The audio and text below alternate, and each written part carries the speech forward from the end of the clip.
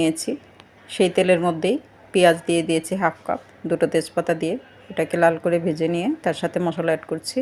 আদা রসুন 1 টেবিল চামচ করে দিয়েছি। এটা ভালো করে কষিয়ে নিলেই এর সাথে বাকি মশলাগুলো অ্যাড করব। বাকি মশলাগুলো অ্যাড করার জন্য আমরা প্রথমে এখানে দিচ্ছি 2 চামচ মরিচের গুঁড়া, 1 চামচ হলুদের গুঁড়া, আর সাথে দিচ্ছি একটু জিরার গুঁড়া। যেহেতু আমি শাহি রান্নার মশলা ইউজ করব, তাই আনাদার্স আর কিছু দিচ্ছি না। এটা কষানোর জন্য আমি একটু পানি ইউজ করব, স্বাদ মতো দিয়ে দিব লবণ।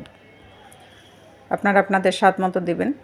এটাকে একটু সময় ধরে কষাতে হবে, যেহেতু আমি চিকেনটাকে আগে ম্যারিনেট করিনি। ম্যারিনেট করলে এতটা সময় না দিলেও হয়। যাই হোক, এই যে পানি দিয়ে আমি মশলাটাকে কষিয়ে নিচ্ছি।